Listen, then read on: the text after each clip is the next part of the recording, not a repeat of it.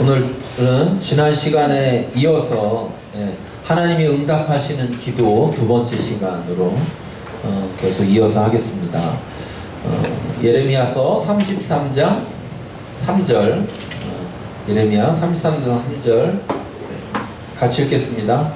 너는 내게 부르짖으라. 내가 내게 응답하겠고 내가 알지 못하는 크고 은밀한 일을 내게 보이리라. 네. 아멘. 우리가 하나님과 개인적 친밀한 교제를 나누는 기도 어떻게 해야 되나 했을 때 같이 읽겠습니다. 하나님께서 응답하시는 기도가 무엇인지를 알고 기도해야 한다. 우리가 신앙에 있어서 안다라는 게 얼마나 중요한지를 우리가 계속해서 접하고 있어요. 그동안은 믿는다는 게 중요하다라는 것에 대해서 우리가 많이 강조했고 믿음에 대해서 우리가 많이 집중했습니다. 그런데 그 믿음이라는 것에 근본적으로 다가가 보면 알 때, 즉 우리가 믿는 대상인 하나님을 우리가 알 때 우리의 그 믿음이 더 견고해지고 그 믿음이 더 커진다는 것을 알 수 있습니다. 그래서 우리가 열심히 뭐 하는 거 중요한데 열심히 하는 것만 중요한 게 아니라 올바로 하는 게 더 우선되어져야 한다는 거죠. 올바른 것을 열심히 해야지 올바르지 않은 것을 아무리 열심히 해도 그 결과는 올바른 결과가 나올 수가 없다라는 거예요. 기도도 마찬가지라는 거죠. 기도 많이 하는 거 중요한데 기도 많이 하는 것보다 더 중요한 게 뭐냐? 올바른 기도를 해야 된다. 그러면서 우리가 지난번에 올바르지 않은 기도, 응답받지 못하는 하나님이 아예 응답이 아니라 하나님이 귀 기울이시지 않는 기도에 대해서 10가지를 살펴봤고 이제 하나님이 응답하시는 기도에 대해서 10가지를 살펴보고 있는데 그 가장 핵심은 뭐냐? 하나님이 어떤 존재인지 하나님이 어떤 분인지를 아는 것에서 출발하는 거예요. 하나님이 어떤 분인지를 모르면 모를수록 하나님이 귀 기울이지 않는 기도를 하게 되는 거고 하나님이 어떤 분인지를 알면 알수록 하나님이 들으시고 응답하시는 기도를 하게 되어 있는 거죠. 그렇죠? 그래서 우리가 하나님을 더 알아가야 된다는 거. 이 알아간다는 게 성경에 있는 그냥 이야기, 이론적인 이야기만을 아는 것이 아니라 그것은 하나님을 아는 게 아니고 하나님에 대해서 하나님이 어떤 분이더라 간접적으로 아는 것이고 진짜 중요한 것은 간접적인 게 아니라 직접적으로 그분을 경험함으로 인하여서 성령께서 우리에게 조명하심으로 깨닫게 하심으로 인하여서 우리가 지금 여기 불을 끄면 어두운데 빛을 딱 조명을 켰을 때 모든 것이 보여지는 것처럼 그렇게 깨달아 알게 하심으로 인해서 우리가 하나님을 이론적이 아니라 실제적으로 간접적이 아니라 직접적으로 알아야 된다는 거죠. 또 그것을 위해서 가장 중요한 것은 성령께서 우리 안에 우리와 함께 계시다는 거예요. 성령께서 우리에게 생각나게 하시고 가르쳐 주실 거라는 거예요. 하나님의 말씀들을 우리에게 생각나게 하시고 가르쳐 주셔서 우리의 삶 가운데서 어떠한 상황이 닥쳤을 때 그때 하나님의 말씀이 생각나고 하나님 말씀을 가르치심으로 해서 우리가 하나님이 정말 그런 분이구나. 하나님이 정말 그런 분이구나. 그냥 옛날에는 귀로만 듣고 그런 분이구나 라고 이렇게 생각만 했었는데 그게 아니라 정말 하나님 그런 분이구나 이렇게 알게 될 때 우리는 그 하나님을 알면 알수록 그 하나님의 합당한 하나님이 원하시는 하나님의 뜻에 맞는 기도를 하게 되어 있을 것입니다. 그래서 지난 시간에 먼저 5가지를 살펴봤죠. 5가지 뭐였었죠? 5가지 같이 읽겠습니다. 구하고 찾고 되들이며 끝까지 드리는 기도, 믿음으로 드리는 기도, 은밀하게 드리는 기도, 하나님의 뜻대로 드리는 기도, 예수님의 이름으로 드리는 기도.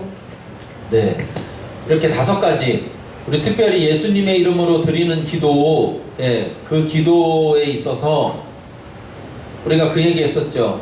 마지막에 그냥 앞에는 내 마음대로 다 하고 나서 그냥 예수님의 이름으로 기도합니다 라고 붙이기만 하면 되는 게 아니다. 오히려 우리가 시작할 때, 기도를 시작할 때 예수님의 이름으로 기도합니다 라고 먼저 한번 고백을 하고 시작을 해보면, 아, 예수님의 이름에 합당한 기도, 그렇죠? 예수님의 이름에 합당한 기도. 그 이름에 합당하지 못한 기도는 어떻게 하겠습니까? 내가 말하려고 하다가도 그냥 그걸 할까요? 멈춰서 그것을 그칠까요? 내가 그냥 아무 생각 없이 하려고 했는데 예수님의 이름에 라는 말을 생각해 보니까 예수님이라면 이렇게 기도 안 했을 텐데, 예수님이라면 이건 안 하셨을 텐데, 이렇게 생각이 들면 안 하게 되겠죠. 예수님의 이름을 내가 사용한다는 것은 예수님과 나와의 관계 속에서 예수님과 내가 어떠한 관계가 맺어져 있느냐에 따라서 기도할 수 있다. 그것도 없이 그냥 주문 외우듯이 어떤 것에 대해서 그냥 예수님의 이름으로 기도만 하면 돼. 흔히 이렇게.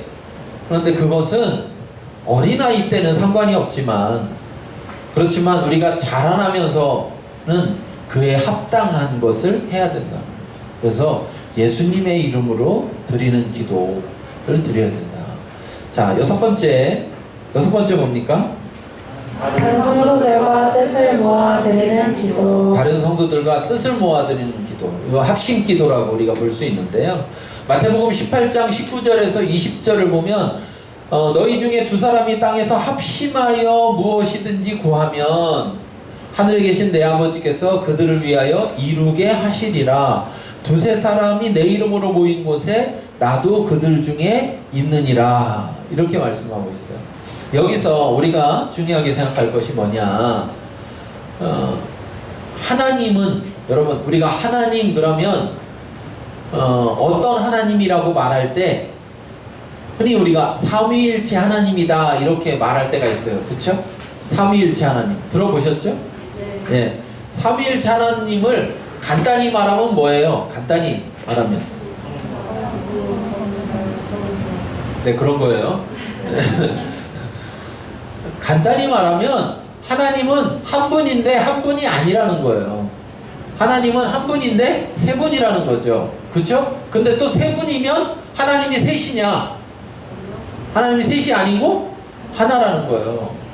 이게 이상한 산수식인데 뭐냐면 1 더하기 1 더하기 1은 1이고 1 나누기 3 하면 1이라는 거예요. 3분의 1이 아니라. 그러니까 되게 이상한 거죠. 이게 신비인데, 하나님이 신비인데, 그런데 이걸 그냥 간단히 생각해보면 뭐냐면 하나님은 혼자가 아니시라는 거예요. 하나님은 존재 방식 자체가 공동체를 이루고 계시다는 거예요. 그러면 자 보세요.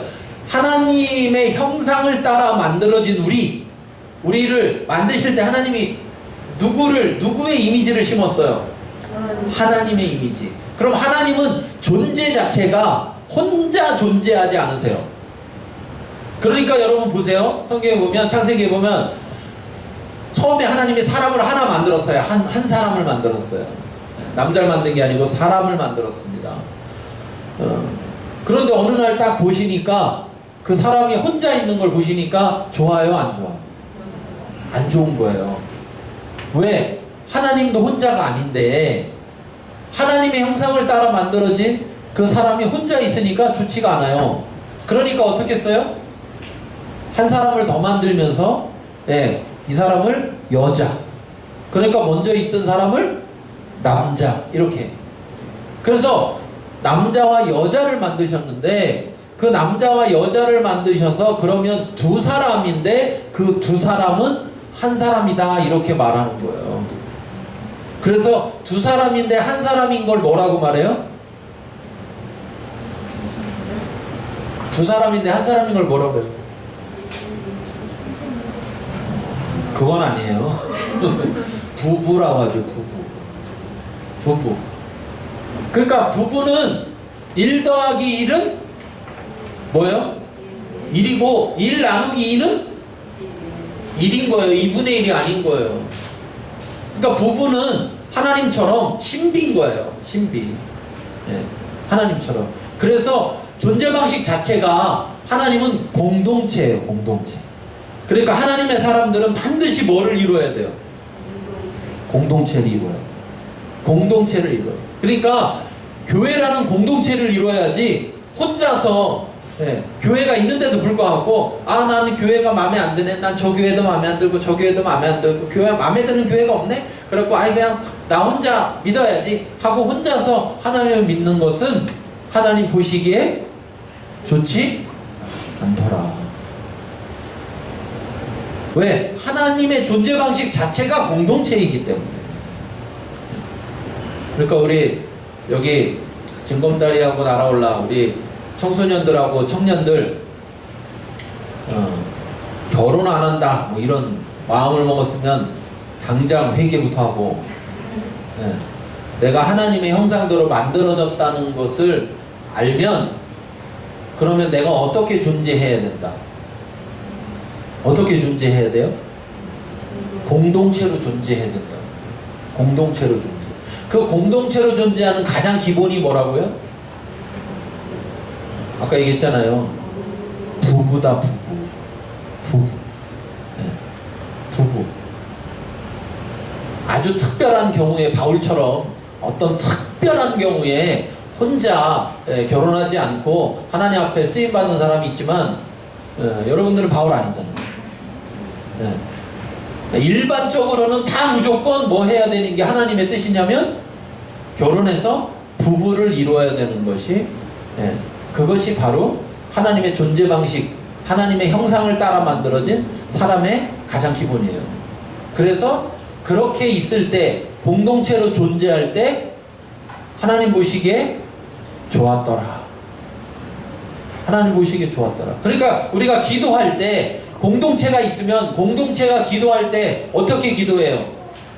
함께 모여서 함께 기도할 때 하나님이 그걸 기쁘시겠어요? 기쁘시지 않겠어요? 기쁘시겠죠. 네. 그래서 다른 성도들과 뜻을 모아서 드리는 기도 함께 모여서. 그래서 이스라엘도 나라가 위험에 처하면 이스라엘 백성들이 다 모여서 함께 기도했다고 하나님 앞에 모두가 다 같이 나갔어요. 네.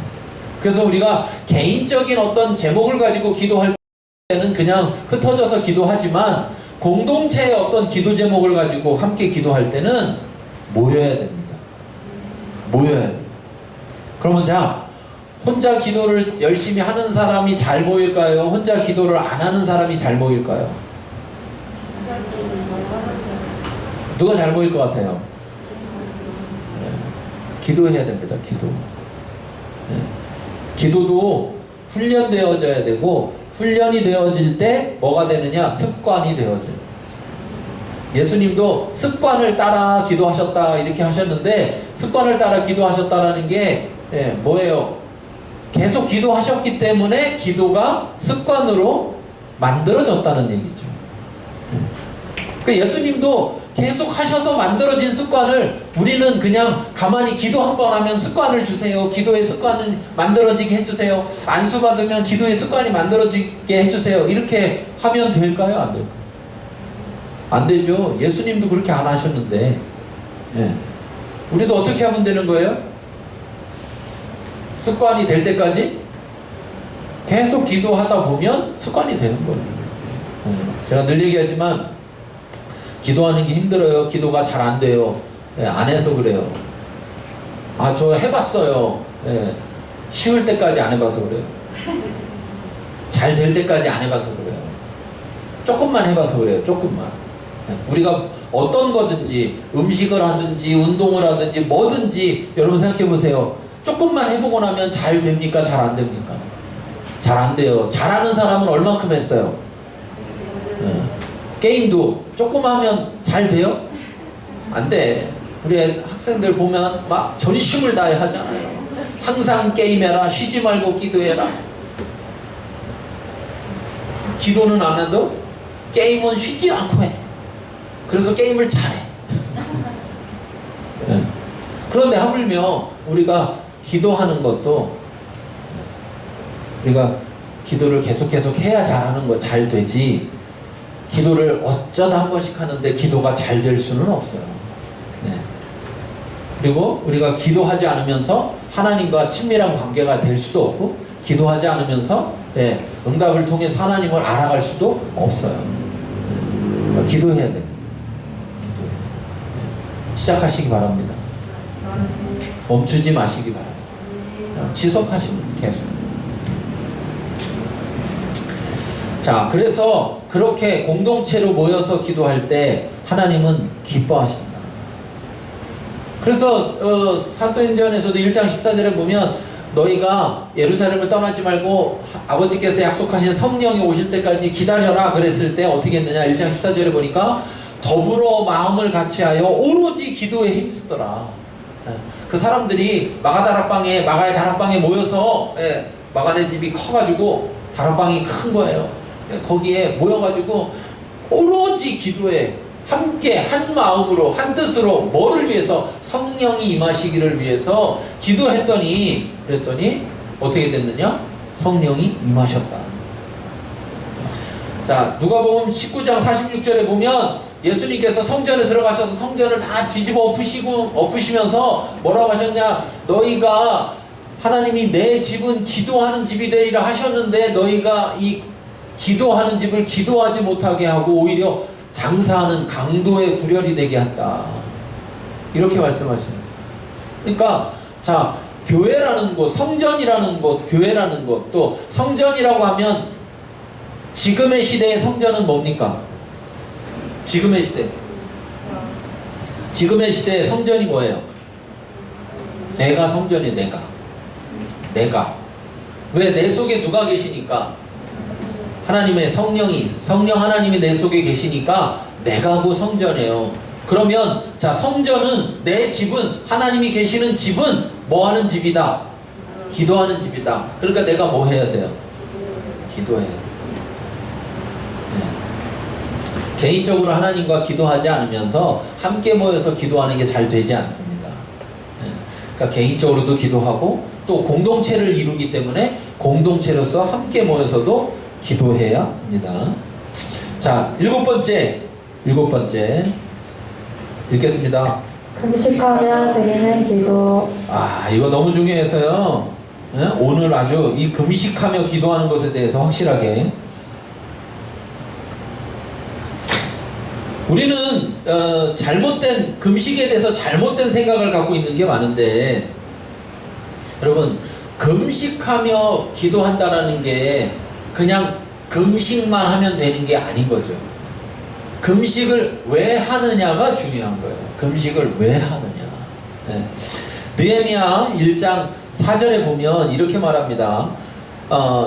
내가 이 말을 듣고 앉아서 울고, 뭐냐면 예루살렘 성이 회파됐다는 거, 포로로 잡혀와 있는데 예루살렘의 성이 다 무너졌다, 이 소리를 듣고 느헤미야가 이 말을 듣고 앉아서 울고 수일 동안 슬퍼하며 하나님 앞에 금식하며 기도했다는 거예요. 그러니까 지금 뭐예요? 예루살렘 성이 무너졌다는 소리를 들으니까 너무 가슴이 아프고 그것 때문에 슬프고 그러다 보니까 먹고 싶어요? 안 먹고 싶어요? 안 먹고 싶죠. 그리고 이런 상황이 되니까 자기는 포로로 잡혀와 있는데 아무것도 할 수 없는데 매달릴 수 있는 건 누구밖에 없어요? 하나님밖에 없어요. 그러니까 하나님 앞에 매달려서 이 문제에 놓고 슬퍼하며 하나님 앞에 기도하는데, 여러분, 금식은 어떻게 되겠습니까? 느헤미야가 내가 금식해 작정하면서 시작을 했겠습니까? 아니면 그렇게 기도하며 울며 기도하다 보니 금식으로 이어졌겠습니까? 우리가 생각해볼 문제인 거예요. 첫째는, 그러니까 이 금식이 왜 하게 되느냐? 전적으로 오로지 하나님 앞에 기도하기 위해서 금식이라는 걸 하는 거예요. 왜냐면 중간중간 밥 챙겨 먹을 거 다 챙겨 먹고 뭐 이렇게 하다 보면 하나님 앞에 전적으로 기도하는데 방해가 될 것 같으니까. 그래서 금식하며 기도했어요. 그랬더니 11절에 주여 구하오니 귀를 기울이사 종의 기도와 주의 이름을 경외하기를 기뻐하는 종들의 기도를 들으시고 오늘 종이 형통하여 이 사람들 앞에서 은혜를 입게 하옵소서 하였나니 그때 내가 왕의 술관원이 되었다. 느헤미야가 왕에게 술을 따라주는 술관원인데, 그러면서 하나님 앞에 그렇게 기도한 거예요. 그러고 나서 2장으로 가보면 2장 1절부터 9절에 보면 이런 말이 나와요. 왕이 느헤미야를 보니까 얼굴에 수심이 가득한 거예요. 그래서 내가 왕 앞에서 수심이 없었더니 왕이 내게 이르되 내가 병이 없거늘 어찌 얼굴에 수심이 있느냐. 그랬더니 왕에게 말합니다. 내 조상들의 묘실이 있는 성읍이 이제까지 황폐하고 성문이 불탔사오니 내가 어찌 얼굴에 수심이 없사오니까. 그랬더니 왕이 말해요. 그러면 내가 무엇을 원하느냐? 느헤미야가 왕에게 뭘 해달라고 한 게 아니에요. 그렇죠? 그런데 하나님께는 뭐라고 했냐면 하나님 저 사람들에게 내가 은혜를 입게 해주세요라고 기도했단 말이에요. 그런데 왕이 먼저 묻는 거예요. 그럼 내가 뭘 해주길 원하느냐? 그랬더니 느헤미야가 내가 곧 하늘의 하나님께 묵도하고 그 물어보니까 바로 말한 게 아니라 하나님 앞에 기도했어요. 뭐라고 기도했을 것 같아요? 안 써 있어요. 뭐라고 그랬을까? 세상에 이랬을 것 같아요. 하나님 뭐라고 말해야 될까요도 있고 또 하나는 하나님 담대하게 말할 수 있게 해주세요. 아 이런 말 해도 될까? 이런 말 해도 될까? 이러다 보면 말해요 못해요. 못하잖아요. 그러니까 담대히 말하게 해주세요. 또 하나님 뭘 말해야 될지 내가 알 수 있게 지혜를 주세요. 그랬더니 왕이 만일 좋게 여기시고 종이 왕의 목전에서 은혜를 얻었으면 나를 유다 땅 나의 조상들의 묘실에 있는 성읍에 보내고 그 성을 다시 건축하게 하여 주옵소서. 그러면서 내가 기한을 정하고 또 갔다 오는데 기한을 정하겠습니다. 그리고 또 만일 좋게 여기시거든 강서쪽 총독들에게 내리시는 조서를 내게 주사 그들이 나를 용납하여 유다에 들어가기까지 통과하게 하시고 또 왕의 삼림감독 아삽에게 조서를 내리사 그가 성전에 속한 영문의 문과 성곽과 내가 들어갈 집을 위하여 들보로 쓸 제목을 내게 주게 하옵소서. 야 되게 구체적이잖아요. 왕이 딱 들을 때 이런 생각이 들어요. 이 자식이 준비를 하고 왔구나. 이런 생각이. 그러니까 그 순간에 뭐라고 느헤미야는 기도했지만 사실 생각해보세요. 기도했지만 1장에서 보면 금식하며 기도했지만 왕이 자기에게 이런 말을 할 줄 알고 있었어요? 몰랐어요? 몰랐죠. 하나님 앞에 기도를 했지만 어떤 식으로 이런 일이 일어날지 하나님 응답하시는지 몰랐잖아요. 그런데 이렇게 딱 되니까 뭐 했다는 게 중요해요. 그 짧은 시간에 하나님 앞에 다시 또 기도했다. 그러니까 기도하는 사람은 계속 기도하게 되는 거예요. 그랬더니 내 하나님의 선한 손이 나를 도우심으로 왕이 허락했다. 그냥 왕이 기분 좋아서 허락했다 이게 아니고 내 하나님의 선한 손이 나를 도우셔서 즉 내가 그렇게 울며 금식하며 기도한 것에 대해서 하나님이 허락하셨다라는 거죠.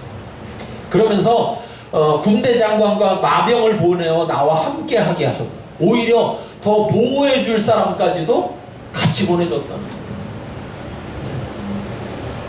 금식하며 기도하는 것이 이런 놀라운. 여러분 잘 아시는 에스더 왕이 부르지도 않았는데 왕 앞에 나가면 어떤 일이 벌어져요? 죽어요.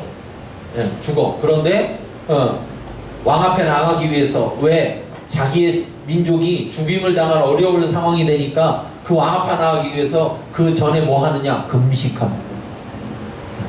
금식해. 그 에스더는 그러면서 뭐라고 합니까? 우리가 잘 아는 말씀. 죽으면 죽으리라. 죽으면 죽으리라.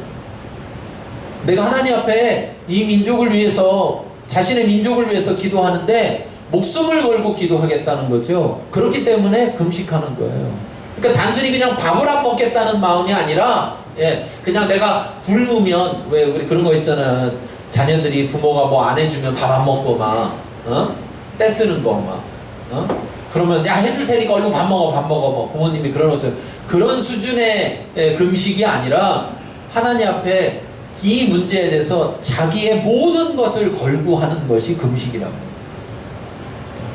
그러니까 여러분 금식하며 기도하는 사람은 기도가 더 중심이겠습니까? 금식이 더 중심이겠습니까?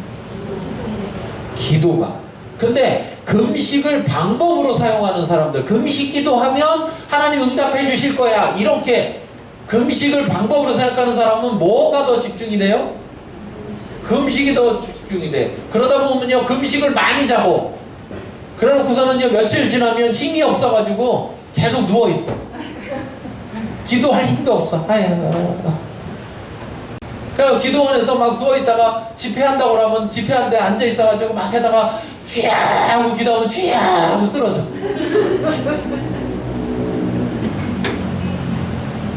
금식 기도는 금식이 주가 아니고 기도가 주예요. 그런데 기도가 주인데 전적으로 내 모든 것을 걸고 내 모든 것을 집중해서 기도하려고 하니까 밥 먹을 새가 있어요, 없어요? 없는 거예요. 네. 내가 밥 먹는 시간에도 하나님 앞에 집중하기를 원하는 거예요. 내가 밥을 먹고 배부르면 사람이 어떻게 됩니까? 배부르면 만족감이 오죠. 그렇죠? 네. 문제에 대해서 잊어버리고 내가 육신의 만족감 때문에 집중이 흩어질까봐 전적으로 하나님 앞에 자기를 오히려 금식하며 괴롭게 하면서 전적으로 하나님에게만 집중하려고 합니다. 그래서 하나님이 보실 때 금식하며 하나님께 드리는 기도에 하나님 응답하시는 이유는 뭐냐면 금식의 핵심이 있는 게 아니라 그렇게 기도하는 그 기도의 핵심이 있는 거예요. 자, 이사야서 58장 5절에서 6절에 보면 여기 명확하게 이렇게 말합니다. 이것이 어찌 내가 기뻐하는 금식이 되겠으며 이것이 어찌 사람이 자기의 마음을 괴롭게 하는 날이 되겠느냐. 그의 머리를 갈대같이 숙이고 굵은 배와 재를 펴는 것을 어찌 금식이라 하겠으며 여호와께 연락될 날이 되겠느냐. 그러니까 무슨 말이냐면 형식적으로는 밥을 안 먹고 고개를 숙이고 굵은 배를 입고 재를 펴고 재 위에 올라앉아서 소상이 난 것처럼 죽을 것처럼 그렇게 하는데 그것만이 어찌 하나님이 기뻐하는 금식이 되겠느냐라는. 아까 얘기했지만 금식 기도는 기도가 중심이고 거기에 금식이 따라오는 건데 금식만 한다면 하나님이 어떻게 그걸 기뻐하겠느냐 지금 이렇게 말씀하시는 거예요. 그러면서 오히려 이렇게 말씀하시는 거예요. 내가 기뻐하는 금식은 하나님이 기뻐하는 금식은 흉악의 결박을 풀어주며 멍에의 줄을 끌어주며 압제당하는 자를 자유케 하며 모든 멍에를 꺾는 것이 아니겠느냐. 이게 무슨 말이냐면 금식을 하면 하나님이 기뻐서 우리에게 흉악의 결박을 풀어주고 멍에의 줄을 끌어주고 압제당하는 자를 자유케 하고 모든 멍에를 꺾어준다는 게 아니고 그게 아니고 그러한 상황에 놓인 사람이 보이는데도 불구하고 그 사람들을 도와주지 아니하면서 하나님 앞에 금식한다고 나 금식 중이야 그러면서 금식에만 매달리고 있으면 그것이 어찌 내가 기뻐하는 금식이겠느냐라는 말이에요. 여러분 금식하다 보면 그런 거 있죠. 나 금식해. 그래서 예수님도 원하셨어요. 금식할 때 금식하는 티를 내라고요. 내지 말라. 내지 말라. 이것 좀 해. 나 금식 중이야 금식. 우리 이것 좀 같이 하자. 무슨 소리야 나 지금 금식 중이야 금식 중. 우리가 금식 기도라는 거 금식하며 드리는 기도에 대해서 절대적으로 이 금식을 방법으로 사용하시면 안 됩니다. 금식이라는 그 행위를 했다고 해서 하나님이 우리에게 응답하시는 것이 아니라는 거예요. 금식을 할 만큼 하나님 앞에 자기의 전부를 다해서 집중하며 기도하기 때문에 하나님께 자기의 전부를 다해서 하나님을 의지하기 때문에 응답하시는 것이지 단순히 밥을 안 먹었다는 금식이라는 그것 자체만으로 그걸 했느냐 안 했느냐 그것 때문에 하는 게 아니라는 거예요. 저도 어릴 때 금식 많이 해봤는데 어릴 때 금식할 때에 처음에 이제 저는 순복음교단에서 이렇게 신앙생활을 시작해서 순복음교단에는 또 금식을 또 잘하거든요. 그 순복음교단들은 하여튼 그냥 기도할 일만 생기면 일단 금식을 잡아요.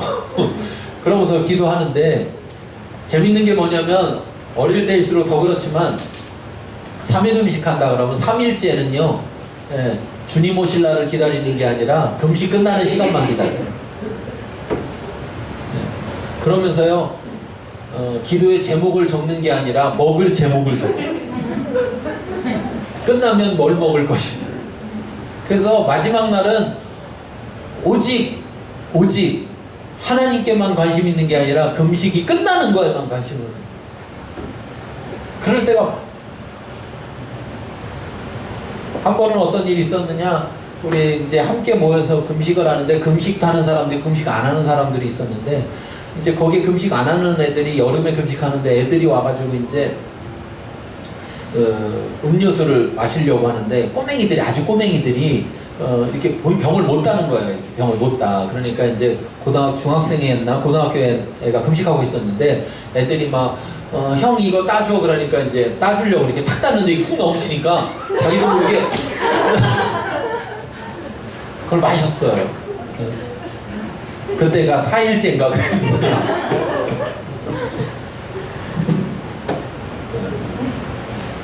그리고 걔는 그거 따주고 해방됐어요.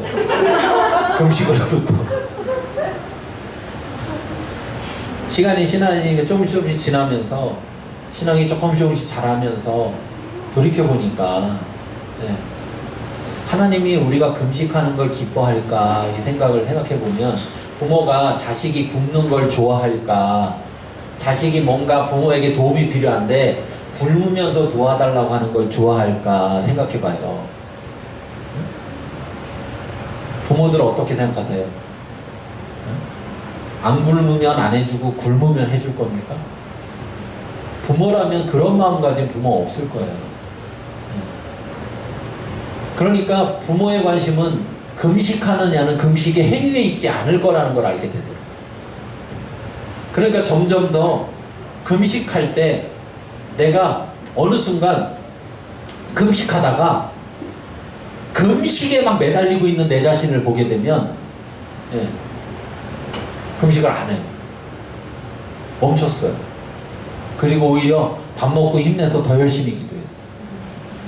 왜? 밥을 먹는 순간 이제 내 속에 모든 생각은 사라져. 예. 몇 시에 끝나나? 뭘 먹을까? 이런 생각이 다 사라져요. 그리고 누구를 바라볼 수 있느냐? 하나님을 바라볼 수 있어. 금식하며 먹을 것에 소망을 두기보다, 예, 차라리 먹고 하나님께 소망을 두는 것이 하나님 기뻐하시지 않겠느냐. 근데 우리는 이 이사야서의 말씀을 잘못 이해해가지고 금식만 하면 우리의 모든 묶임을 풀어주신다, 이렇게 잘못 해석했단 말이에요. 그게 아니라는 거예요. 내가 금식할 때에도 누군가 도움이 필요한 사람이 있으면 그 사람을 봤을 때 내가 어떻게 해줘야 된다는 거예요. 도와줘야 하나님이 기뻐하는 금식이지.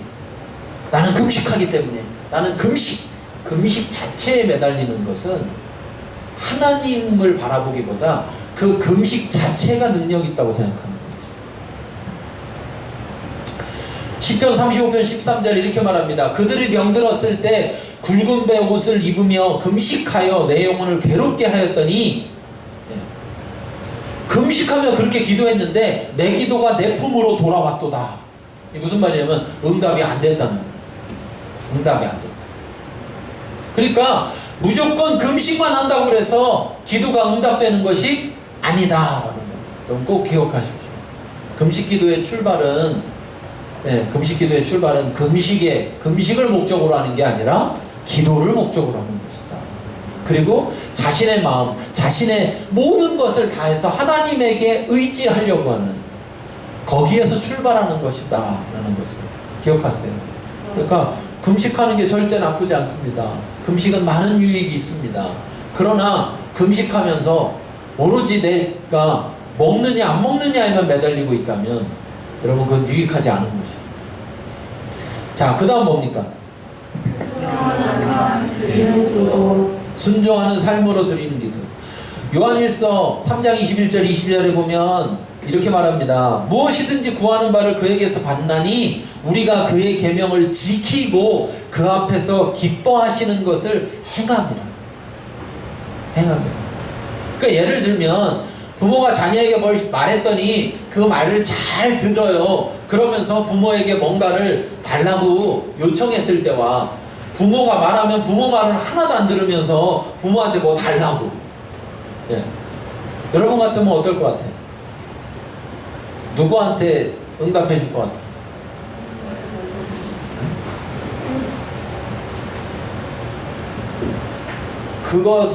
이것을 우리가 생각해 볼 때 단순히 순종이라는 어떤 그 조건을 내가 잘 이루어야, 그 조건을 못 이루면 응답을 안 해주고 그 조건을 이루면 응답을 해준다는 말이 아니에요. 이 말은 우리가 앞에서 얘기했잖아요. 예수님의 이름으로 기도드리는 거라고. 우리가 예수님을 힘입어서 하나님 앞에 나아가는 거라고. 내가 뭘 잘해서 나가는 게 아니라고. 그럼 이건 뭐냐? 내가 하나님을 의지하고 하나님을 믿는다고 한다면 하나님의 말씀을 따르는 것이 하나님을 믿는다라는 증거가 되는 거죠. 그렇죠? 네. 하나님을 믿는다고 하면서 하나님의 말씀은 따르지 않는다면 하나님을 믿는 걸까요? 믿지 않는 걸까요? 믿지 않는 거죠, 그건. 그러니까 결국 우리가 믿음으로 드리는 기도가 응답받는데, 그런데 거기에서 봤을 때 믿음을 뭐로 확인할 거냐? 믿음을 뭐로 확인할 거냐? 네, 말로? 네. 행함이 없는 믿음은 뭐라 그랬습니까? 죽은 것이다. 행함이 없는 믿음은 의미가 없는 거예요. 그러니까 여기서 말하고 있는 이 순종의 삶이라는 것은 결국 다른 말로 표현하면 뭐냐면 믿음의 삶이다, 이렇게 볼 수 있는 거예요. 마태복음 7장 21절에 말하죠. 주여 주여 하는 자마다 천국 들어가는 게 아니고 하늘에 계신 내 아버지의 뜻대로 행하는 자라야. 이 마태복음에서는 이 행위가 곧 뭐다? 믿음이다, 이렇게 말하고 있는 거예요. 그 행위를 하지 않는다면 주여 주여 하지만 아버지의 뜻대로 하지 않고 자기 뜻대로 한다면 그건 믿음이 아니다라는 거예요. 요한복음 9장 31절에도 하나님이 죄인의 말을 듣지 아니하시고 경건하여 그의 뜻대로, 하나님의 뜻대로 행하는 자의 말을 들으신다. 자, 아홉 번째 읽겠습니다. 그리스도와 그의 말씀 안에 거하며 드리는 기도. 네, 그리스도와 그의 말씀 안에 거하며 드리는 기도. 요한복음 5장 7절에 보면 너희가 내 안에 거하고 내 말이 너희 안에 거하면 무엇이든지 원하는 대로 구하라 그리하면 이루리라, 이렇게 말씀했고, 여기 안에 거한다 이렇게 말했잖아요. 우리가 여러 번 얘기했지만 안에 거한다라는 것은 하나 된다라는 것을 말하고 교제한다라는 것을 말하고, 그렇죠? 그리고 안에 거한다라고 할 때 내가 그 안에, 내가 예수님 안에 거한다 그러면 예수님이 나를 다스리시는, 예수님이 나의 주가 되시는 그러한 상태를 말한다고 했어요. 자, 그래서 요한복음 15장 10절에는 내가 아버지의 계명을 지켜 그의 사랑 안에 거한다. 내가 그의 사랑 안에 거한다는 것이 뭐냐? 아버지의 계명을 지키면 그의 사랑 안에 거하는 것이다. 그러면 너희도 내 계명을, 예수님의 계명을 지키면 내 사랑 안에 거하리라. 네. 자, 그러니까 우리가 그 안에 거한다는 건 그분의 말씀을 따르는 그러한 삶을 살 때 그 안에 거한다라는 거예요. 그래서 15장 9절에는 요한복음에 나도 너희를 사랑하였으니 나의 사랑 안에 거하라. 나의 사랑 안에 어떻게 해요? 계명을 지키면 거하는 것이다. 그러면서 내 계명은 뭐냐 그러면, 계명은 뭐냐? 15장 12절에 보면 서로 사랑하라. 서로 사랑하라. 그러면 내가 예수님의 사랑 안에 거하려면 예수님의 계명을 지키면 돼요. 그럼 예수님의 계명은 뭐예요? 서로 사랑하라는 거. 우리가 서로 사랑하라. 우리가 서로 사랑하면 나는 어디 안에 있는 거다? 예수님의 사랑 안에 있는 거예요. 내가 예수님의 사랑 안에 있으면 어디 있는 거냐면 하나님의 사랑 안에 있는 것이에요. 그러므로 그리스도와 그의 말씀 안에 거한다. 그러면 그게 뭐냐? 하나 되는 것이다. 내가 아버지 안에, 아버지가 내 안에. 이렇게 하면 아버지와 내가 하나다, 이렇게 얘기했잖아요. 그렇죠? 그럼 잘 생각해 보세요. 하나님과 내가 하나 되어 있어요. 그러면 내가 무엇이든지 구하는데 그 무엇이든지가 하나님과 내가 하나 된 가운데서 무엇이든지를 구하겠죠. 그러면 하나님의 뜻에 맞을까요? 안 맞을까요? 맞겠죠. 하나님이 당연히 응답하시겠죠. 요한일서 1장 9절에 말합니다. 우리가 우리 죄를 자백하면 우리 죄를 사하시고 우리를 모든 불의 가운데서 깨끗하게 하실 것이다. 우리가 혹 죄가 있고 우리가 잘못이 있다 할지라도 내가 주님 앞에 나가서 나로 말미암아 드린다면 기도할 수 없다는 거예요. 그런데 내가 그리스도 안에 있으면, 내가 말씀을 잘 지키는 것만이 아니라 내가 잘못해서 죄 가운데 있다 할지라도 그때에도 그 죄 가운데 있으면 내가 그 죄를 내가 해결할 수 없기 때문에 어떻게 하느냐? 자백하라는 거죠. 고백하라는 거예요. 그러면 용서해 주시고 깨끗하게 하신다는 거예요. 그러면 우리는 그 용서함 받은 가운데 기도할 수 있다라는 것입니다. 그래서 요한복음 15장 5절에 말하죠. 나는 포도나무고 너희는 가지다. 그가 내 안에 내가 그 안에 거하면 사람이 열매를 많이 맺나니 나를 떠나서는 너희가 아무것도 할 수 없느니라. 저 여러분이 예수님 안에 거해야 됩니다. 예.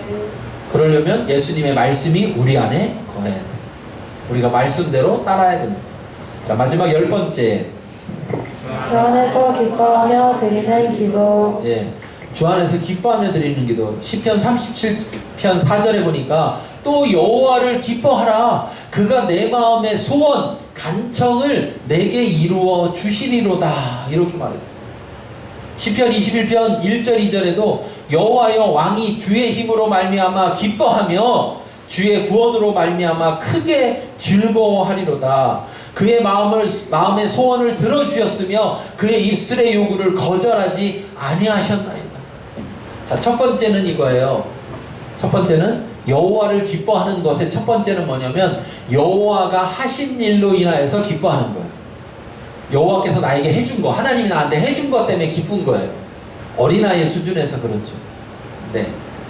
그럼 이제 해줄 땐 기뻐요. 안 해줬을 때는요? 안 기쁘죠. 어린아이 때는. 네, 뭐 주면 기쁜데 안 주면 안 기쁘잖아요.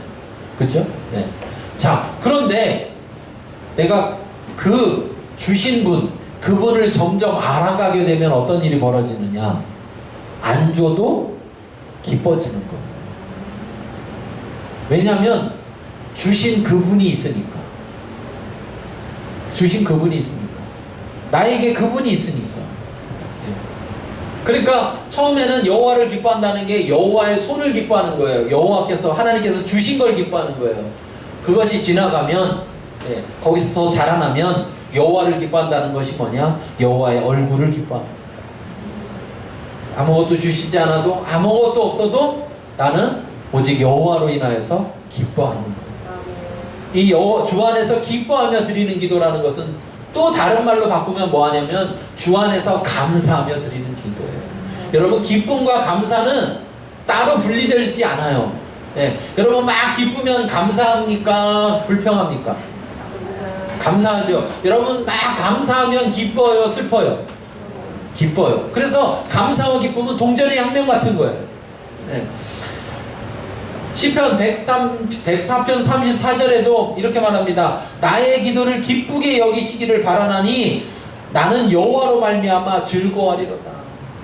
그러니까 여호와, 손도 기쁘지만 여호와의 얼굴, 그분 자체로 막 내가 기뻐하는데, 그렇게 기뻐하면서 여호와에게, 하나님께 기도한다면 하나님이 그 기도를 왜 안 기뻐하시겠냐? 그렇잖아요. 자녀가 나를 그렇게 기뻐하는데, 부모를 그렇게 기뻐하는데, 그 부모를 기뻐하는 그 자녀가 부모에게 뭔가를 요청할 때 그것이 왜 기쁘지 않냐는 거예요. 부모는 자녀에게 더 해주고 싶으면 더 해주고 싶지 해주기 싫은 건 없어요. 네. 근데 육신의 부모는 해주고는 싶은데 능력이 안 돼, 능력이. 근데 우리 아버지 하나님은 능력이 돼요. 그러니 그분은 어찌 우리가 그분에게 뭘 요청할 때 왜 기쁘지 않겠냐고. 아, 제가 나를 원하는구나. 제가 나를 다른 데 가서 달라고 하지 않고 나에게 달라고 하는구나. 나를 원하는구나. 그것이 기쁜 것이죠. 그래서 자, 같이 찾아볼게요. 데살로니가 전서 5장 16절에서 18절. 데살로니가 전서 데살로니가 전서는 신약 성경에 있습니다. 신약 성경 데살로니가 전서 5장 16절에서 18절 몇 페이지죠? 33. 333. 3. 자, 데살로니가전서 5장 16절 18절 읽겠습니다. 항상 기뻐하라. 쉬지 말고 기도하라. 범사에 감사하라. 이것이 그리스도 예수 안에서 너희를 향하신 하나님의 뜻이니라. 자, 아멘. 기뻐하라, 감사하라, 동전의 양면 같다고 그랬어요. 그렇죠? 동전의 양면 같다고. 그러니까 기뻐하고 감사하는 것이 그 속에 뭐가 담아 있는 거냐면 기도하는 것이 담아 있는 거예요. 네. 기도하는 자는 결국 뭐가 나타나느냐? 기뻐하고 감사하는 것이 나타나는 거예요. 또 기도할 때 어떻게 기뻐하고 감사하며 기도하라는 거예요. 이것이 하나님의 뜻이고 어디에서? 그리스도 예수 안에서 뜻이라는 거예요. 그리스도 예수 안에서. 그리스도 예수 안에 있는 자는 기도한다는 거예요. 기도하라는 거예요. 어떻게? 기뻐하고 감사하며. 그래서 빌립보 4장 6절에 말하죠. 아무것도 염려하지 말고 다만 모든 일에 기도와 간구로 너희 구할 것을 감사함으로 하나님께 아뢰라. 하나님을 알면요, 하나님의 말씀들이 점점점 정말 그래서 그렇구나 이런 게 다가오기 시작하는데 뭐냐면 자, 왜 감사하며 하나님께 아뢰일까? 첫 번째는 내가 기도할 대상인 하나님이 있다는 것이고요. 두 번째는 그 대상인 하나님이 내 기도를 들으신다는 것이고요. 세 번째는 듣기만 하는 게 아니라 응답하신다는 거예요. 그런데 하나님은 이 모든 것을 하실 수 있는 분이고요. 더 나아가면 그것을 내가 어떻게 장담하느냐? 그분이 날 사랑한다는 거예요. 그분이 날 사랑한다는 거예요. 그리고 내가 그분을 사랑한다. 내가 그분과 그런 관계 속에 있다는 거예요. 그러면 그분이 있으니까 내가 문제가 생겨도 그 문제를 말하면서 걱정하면서 근심하면서 염려하면서 말하는 게 아니라 기뻐하면서 감사하면서 말한다는 거예요. 왜? 이미 내가 그분한테 말할 때 이미 이 문제는 뭐예요? 끝난 거야. 해결되는 거야. 왜? 그분이 전지하시고 전능하십니다. 근데 그거를 그냥 듣기는 우리가 많이 들었어요. 하나님은 전지하고 전능하시다. 근데 그냥 이론만 들은 거예요. 실제를 경험 못했어요. 그러면 전능하신 분 앞에 요만한 문제를 가지고 나가면서 할 수 있는 최선의 근심을 하며 나가요. 그것도 쉬지 않고 항상 기도 끝나고 돌아오며 그 근심과 염려를 싸가지고 와 있고, 그래서 집에서도 계속 쉬지 않고 해. 하나님의 전능함이 얼마나 전능함인지를 모르는 거죠. 그 전능함을 알게 돼야 돼. 알게 돼. 그러면 문제 가지고 나갈 때 문제가 클수록 더 신나요. 왜 신나요? 하나님은 이걸 어떻게 해결하실까? 해결하는 건 당연한데 내 생각으로는 해결할 길이 없어. 문제가 크니까. 그런데 하나님은 하실 수 있잖아요. 기대가 되잖아요. 기대가. 하나님 분명히 해결하시는데 야, 이걸 어떻게 하실까? 기대가. 기대하며 나갈 수 있기 바랍니다.